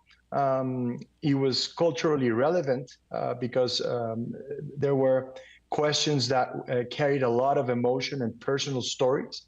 And it wasn't just seeing the candidates interact from a policy perspective or from a campaign platform answer, but also seeing how they personally reacted to those emotions and those personal stories that the voters shared with them. Well, and there was a moment when a man at a town hall with Donald Trump asked Trump to try and win back his vote, and he was very upset about what happened on January 6th, and he gave Trump a chance to respond. And that moment went viral, and in fact, it was even spoofed last night on Saturday Night Live. Let's listen to a little bit of that. Mr. President, I want to give you the opportunity to win back my vote. After what happened on January 6th, why would I support you? You know, I'm just going to make it crystal clear, okay? January 6th was a day of love, all right? Love and peace. It was basically Woodstock. People were being peaceful. Enrique, he actually did say that January 6th was a day of love. Of course, we know it was not that at all. But what do you think of that moment and the fact that that went viral? Well, I think, like I said, the voters had a chance to interact directly with the candidates. And in this case, Ramiro, who asked that question, he was concerned about what happened in January 6th, concerned about what he thought was the mishandling of the pandemic under the Trump administration, and he was very frank and direct with his question. I think the premise of giving Trump the chance, the opportunity to win back his vote, was probably what set off the former president more than the question itself. I think the fact that the voter was empowered and was speaking from a place of, you had to do the work to convince me, and I'm going to give you the chance to do it. I thought that was incredibly powerful, and I'm happy that these voters, all Latino undecided voters, had the chance to ask those questions, tough questions for both candidates. In this special right now, we're talking to listeners across the United States and Canada, obviously a very big border between the two countries, but not the border that is the target of those who want a really a tough crackdown on immigration. That really has to do with the southern border with Mexico and people coming from much further to the south even than Mexico. Why do you think so many Latinos in the United States are undecided at this point? How is that issue of border security and immigration playing out among the many different factions of the Latino community in the United States? Yeah, and I love the fact that me joining from Mexico makes this a North American special. Exactly, like the new NAFTA. We have the 3 countries involved now, USMCA. Well, you're right. The U.S. and Canada share the largest border in the world, and it's never been an issue, and it's never been a problem or seen as a national security threat. Of course, the south border, the one Mexico and the U.S. share, has fed a political myth that has allowed both parties to win votes. And what I mean by a political myth is this idea that the border is unsecure and the reason why millions of people choose to travel and cross the border into the U.S. The reason why they do that is not because of what's happening at the border. It has to do with the conditions back in their home countries, and more factors are becoming part of that decision, like climate change or even the pandemic, or the consequences the pandemic had. But to go back to your question, I think, well, basically the appeal of Donald Trump with Latino voters has to do with the fact that many Latinos consider themselves as social conservatives. And for many of them, the Democratic Party has gone too far to the left on social issues, like women's reproductive health, like identity, and I think that explains in part why Donald Trump has the largest lead for a Republican candidate in recent history among Latino voters. He's polling close to 40%, which is unheard of for a Republican candidate. The other part, I would say, it has to do with this idea that Latinos care about immigration as a priority, but it's really more an identity issue. And with more than 2/3 of the Latino electorate being U.S. born and not first-generation immigrants. They're becoming more and more like the rest of the electorate. So what I mean by that is immigration is an identity issue, it's a personal issue, but it's not a priority. They care about the economy and jobs and education and health, because for them, the story of immigration is not a one that they personally experience like their parents. Enrique, we've been talking about what is at stake for Canada in this U.S. election. What about Mexico? I remember after Trump won in 2016, they were saying, please stop talking about the border wall. It's knocking the value of the peso down every time you do that. What's at stake this time for Mexico, which has a new president? Yes, we just elected our first female president, Claudia Sheinbaum. And I think a lot it's at stake for Mexico. We are the U.S. main trading partner. Then Canada and China. But so first of all, the idea that both candidates are sounding more and more on protectionists or supporting protectionist policies is something of concern, I would say, for Mexico at a time where Mexico has an incredible opportunity to take advantage of a lot of the investments that have looked for alternatives to China and what they had in other places. So there's that, there's commerce, but there's also security cooperation and the fact that there are 35 million Mexican Americans living in the U.S., that we share a border where 12 million people work and study and live on both sides of that border. So in terms of economic stability, security, regional security, in terms of just the cultural relevance and the political importance that Mexico has and the U.S. has in Mexico, I think that this is the most important election for Mexico and Mexicans after the one we just had on June 2nd. Finally, let me just ask you, Enrique, a question that I can ask you because you're in another country right now. Who's going to win the election? Who does Mexico think is going to win the election? Oh, that's a tough question. I think it's too close to make any predictions. I think we've learned that, I'm sure Kamala Harris is going to win the popular vote, like it's happened in 7 of the last 8 elections with Democrats. Hillary Clinton won by more than 3.5 million votes and still lost the election. So I think Democrats are going to win the popular vote. And I think it's going to come down, and we all know this, to a couple of states, not even the 7 swing states. It's probably going to be Georgia and Pennsylvania and either Nevada or Arizona. So it's incredibly close. My concern is, of course, the possibility of a post-electoral violence. Right. Given what we've seen in the past. Yeah. That is Enrique Acevedo, award-winning journalist who recently hosted 2 town halls. And by recently, I mean like in the last 10 days with Kamala Harris and Donald Trump. Yes. Right. Enrique, thank you so much for joining us. Thank you for having me. It's been a pleasure. And Ian, we're getting a lot of comments in online. We've got Janet in St. Louis says, my concern is the moral character displayed by Trump and his supporters. Gwen in Holland, Michigan, the Dobbs decision about abortion motivates me to the polls. Let's see, Penelope Ryder says, my major concern is the Israel funding, listening on Michigan radio. So a lot of comments coming in. Again, you can reach us at cbc.ca/aircheck, or you can call us at 888-416-8333. I am Jeremy Hobson, along here with Ian Hanomansing of CBC's Cross Country Checkup. You are listening to America Votes, a cross-border conversation coming to you live from Detroit.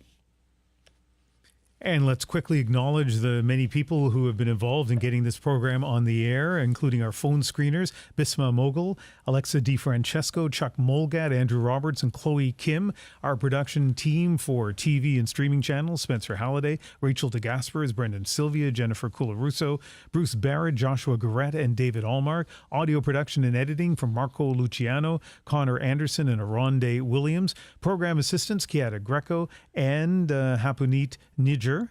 and lots of people involved in this program. And so far, Jeremy, it's worked out really well. It's interesting to me, a live call-in show from two people who only met an hour, well, maybe 3 hours before we went to air. So far, I think it's going well. I think so too. And I actually think that you just did the hardest thing of this entire show, which is to read all of those names. Thank you for reading. I mean, I'm sure you know a lot of those people. I do, but Those also are I'm your looking colleagues. to read those names and look at the clock at the same time is, a high degree of difficulty for those of us who speak for a living.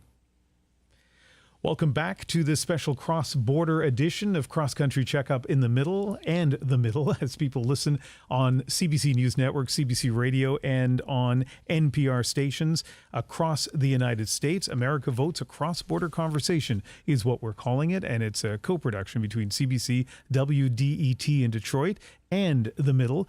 Our number is 888-416-8333. You can also go to cbc.ca/aircheck if you'd either like to make a comment or say, hey, man, I'd like to be on this program. Give me a call back. Our question is, what's at stake for you in the U.S. election?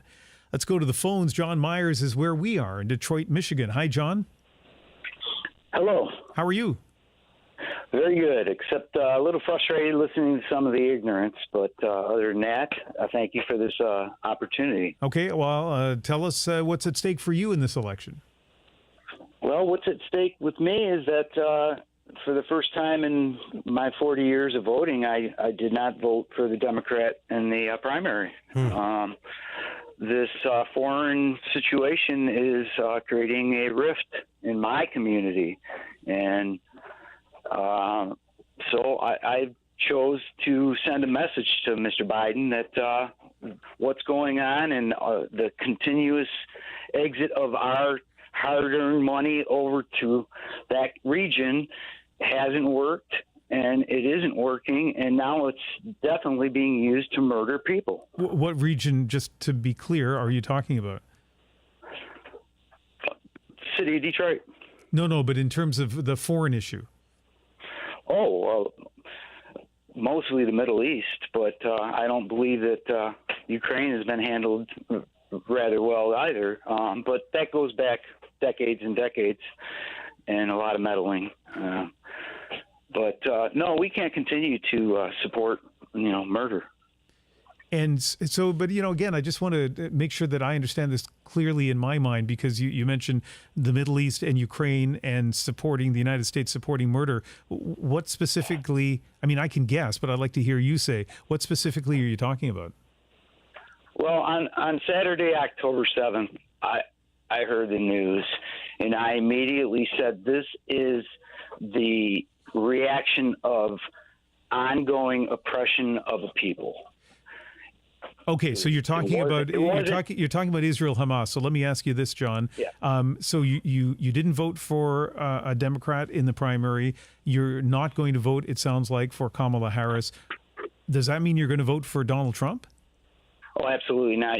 There's not enough money in the world for that to happen. Right. And I haven't made up my decision yet. But here's what I think should happen. I think that the Democratic campaign should focus on the successes that took place in the last 3.5 years. I think that they should educate people that immigration would have been fixed a long time ago if business wanted it fixed. And obviously the other side is talking about deporting, which is not even a possibility. But if it were to happen, it would devastate our economy, and it's just an ignorant idea. Okay. And then there's the tariffs. Even talking about tariffs is a bad idea.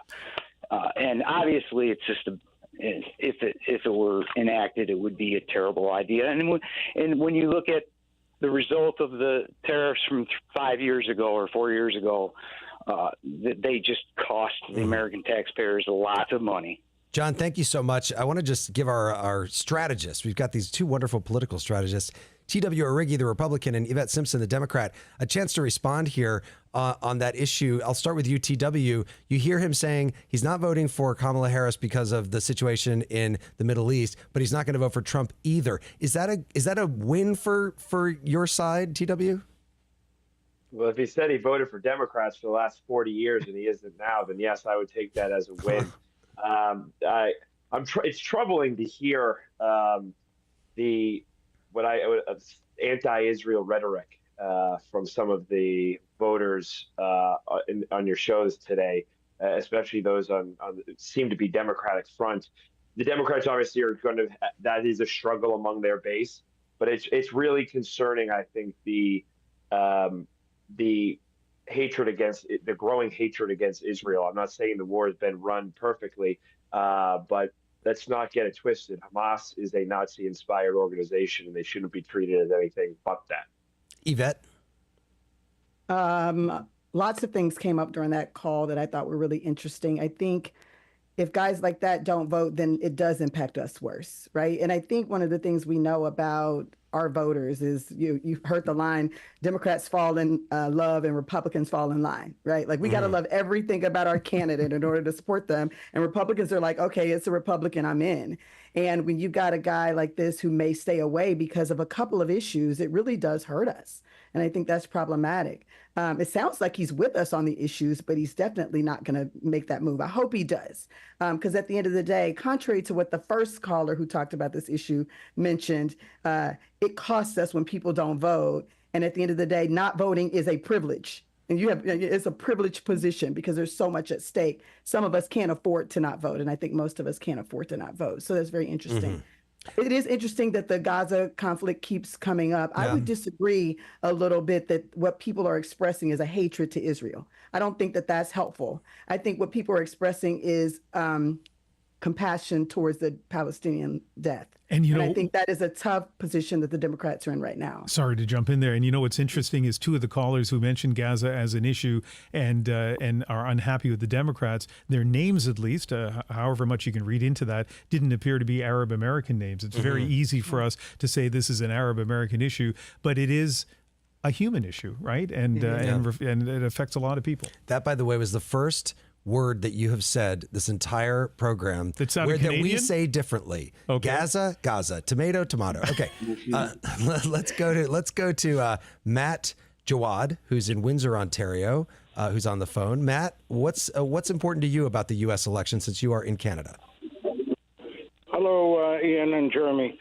I work in the U.S. and I've been doing so for the past 29 years, going on 30 this coming March. And one of the things that is I work in the city of Taylor, which is only a few kilometers away from Detroit, and I cross the border every single day. What really concerns me is that Mr. Trump's intention to renegotiate NAFTA. And he did that. He did that in the past, and he said he'll do that again. And I only have probably one or two more permits every 3 years and then retire. And this is something that really concerns me. If he renegotiates that, or probably something like to the extent that, okay, we will wait what happens so you stay home. That's number one. Number two, the fact that I come from Iraq. And if you recall, last time I actually went through this, in which on the border he listed 7 or 8 Muslim countries. The Muslim ban, right. Yes. And happening to be Iraqi, of Iraqi origin, it was really uncomfortable on the border answering questions despite of the fact that I have a Canadian passport. Where were you born and why did you go back to Iraq and who do you know in Iraq? And you could sense even the border guards, who some of them know me personally because I cross every single day, as I said. We're very uncomfortable with that to the extent that some were apologizing. And I hope we do not go through this. But the NAFTA part is that something that is to the priority right now. And for whatever my opinion on the thing, at work, I am yet to see anybody who said that he's going to elect Harris. Basically, everybody there, they said they are. They're all in favor of Trump. All of Trump. They call Harris communist. They call her socialist. They bring all sorts of subjects, and everybody there. There is a lot of African Americans, white Americans. That every one of them that happen to be a Canadian there also, but he's a permanent resident but cannot vote. And he said, if I vote, I will be voting for Trump. Well, Matt, it sounds like you've got a lot of activity going on there in the background. I'm going to let you go and deal with that, but I really appreciate your call. Thank you so much for giving us a call. Windsor, Ontario is such an interesting place to have a perspective on what we're talking about here, all these cross-border issues. Let's go to Columbus, Ohio, and Deborah Fell has called our program. Hi, Deborah. Hey, Deborah, are you there? Hi, how are you all doing today? Good. So thank you very much for calling. What is at stake for you, Deborah, in the U.S. election? Yeah, so I come from the state of Ohio where I grew up. I was super conservative and religious, and over the past decade or so, my views have really changed. For me, I'm a competitive athlete, and I'm having to make the choice to get a procedure done for my reproductive health before I'm probably ready to do it based on my racing schedule, because I don't know if I'm going to still have access to my reproductive health if the ACA is repealed, as Trump talked about back in the day. So I'm 31 years old, and I'm basically getting both of my fallopian tubes removed because I absolutely do not want to have children, and I don't know how long I'm going to have that option to me. And so our line is not crystal clear, but let me just ask you one more question here. Does this election then boil down to you to a single issue? For me, the election doesn't boil down to a single issue, but I think understanding the conservative rights extremism, especially from the Christian perspective, has really helped me to see that, you have to act with the options that are available to you when it's available to you. So reproductive health is definitely one of the most important things, but it's more than that to me. Of course, it's democracy. It's thinking about our future and making sure that all Americans have access not only to health care, but to making decisions for who they want to love, how they want to identify, and continuing to live in a free and hopefully equal society. Deborah, let me just ask you quickly. I heard from somebody that there's a sort of a shadow campaign going on where women put little Post-it notes inside of the stalls in bathrooms saying, you don't have to tell anybody, but vote for Kamala Harris. Like, for people basically in your situation, in probably a conservative community, a lot of religion involved. Do you think that there are others like you out there in Ohio and other places who may not want to say that they're voting for reproductive rights, but they are going to do that? I hope that they are. That's part of why I wanted to call in and just remind women that you have access to health care right now, and you should make the most of it, and you should vote as if your life and others depends on it. And take advantage of the great access to health care that we've gotten through the Affordable Care Act while we still can. Deborah, thank you so much for that call. We should bring in our guests here, our strategist, Yvette Simpson. She brings up health care. I was talking to somebody who was out canvassing in Michigan who said that when this person who was canvassing for Harris was talking to Trump supporters and brought up health care, he called them Kamala curious. Is health care, do you think, going to be kind of a secret issue that's important in this election? It could well be. I mean, as you know, it took a lot of work to get the ACA passed. It's not a perfect piece of legislation, but once people start to get used to it and they rely on it, the thought of them taking it away is a real challenge for people. And I don't know that the Republicans have thought that through. You might remember during the debate, Kamala mentioned that, and Trump said, oh, I've got concepts of a plan. So, the idea of pulling ACA without some sort of alternative that keeps people who are currently insured under that plan is a real challenge for people, because there are millions and millions of people who would not have health care in this country without that particular piece of legislation. What do you think, TW, health care as an issue? Yeah, it's a big issue. Obviously, it's taking a little bit of a backseat with all the stuff that's going on in the news today. But it's a huge issue to everybody. I mean, anyone who has to pay a medical bill or looks at their insurance bill knows it's a problem. Our healthcare system is deeply broken.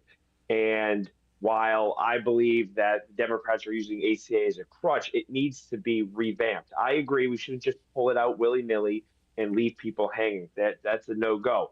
But we do need to move to a more competitive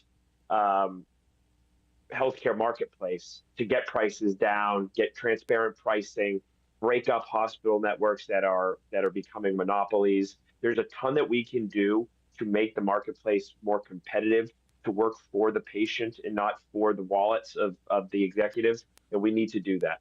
Ian, I imagine our Canadian listeners are just screaming at the radio right now going, why don't you just do it like we do it here? You know? Yeah, maybe. Although as people wait at emergency rooms in Canada, they sometimes look at the United States and wonder if that's the better model. It is such a, a lot of people don't feel it's the better model, but it's certainly an ongoing debate in Canada, and I sense in the United States as well. Listen, before we go, let's go back to our two analysts one last time. I know that call-in shows are not a scientific survey of what people are thinking in the United States or Canada, but Yvette, how about for a minute, a final word from you on what you've heard this afternoon?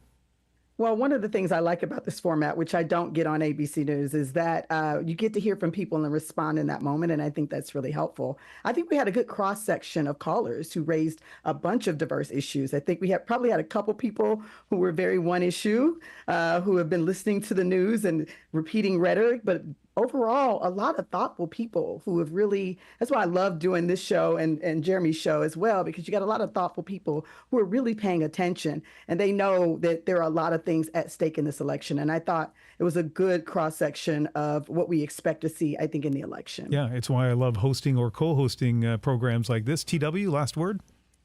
Yeah, I agree with much of what she said, and I thank everyone for tuning in and calling in. This is going to be a very tight election, and I appreciate people coming on and letting their voices be heard, because as we heard a few callers say, some people are afraid to say how they really feel.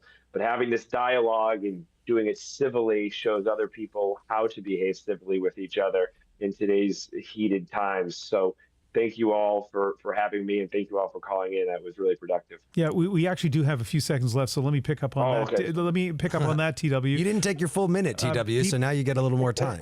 I mean, I think people are really concerned about not just civility, but the potential, TW, for violence if they're not happy with what happens election night. Are you concerned? And then if you are, what do we do about it? Yeah, no, I think, as I said before, it needs to begin with each of us. We all need to be the example and speak with each other civilly. Obviously, I'm a Republican, so I view it through a different lens. I see us getting quite a lot of heat, generally speaking. Obviously, the president has had 2 assassination attempts on his life. So I don't want any of that ever. Violence has no place in our civil discourse.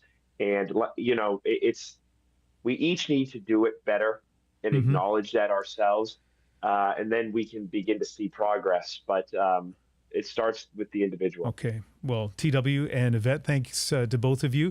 Yvette Simpson, a Democratic strategist, former CEO of Democracy for America, and T.W. Origi is a Republican strategist and former communications aide to Mike Pompeo and Lindsey Graham. That's it for this week. Thanks to everyone who called today. If you missed any of this program, would like to hear our full 2-hour version, you can go to the CBC Listen app or go to our website. And today's episode is also going to be available at listentothemiddle.com or on our podcast, which you can subscribe to on iHeart app or wherever you listen to podcasts. I love those plugs. Good for you. If you'd like to share comments or appear on the show, you can go to cbc.ca/aircheck. Special thanks to everyone here at WDET in Detroit: Adam Fox, Matthew Trevethan, Jack Philbrandt, and Mary Zatina. Yeah, WDET has been the perfect host for this in the perfect city to do it from. America Votes, a cross-border conversation, was produced this week by Abby Planter, Theo Van Busicom, and Harrison Patino. And thanks to Illinois Public Media for the U.S. distribution of this program, and the technical director there, Jason Croft. Our digital producer, Sinisha Yolich. Senior producer, Richard Goddard. And my co-host from the middle is Jeremy Hobson. It has been fantastic to share a studio with you. Same to you. And by the way, I love your theme. I like that we're ending on my theme. Yeah. We started with your theme. They both sound great. Yeah, they do, absolutely do. You've been listening to America Votes, a cross-border conversation on CBC and NPR stations across Canada and the United States.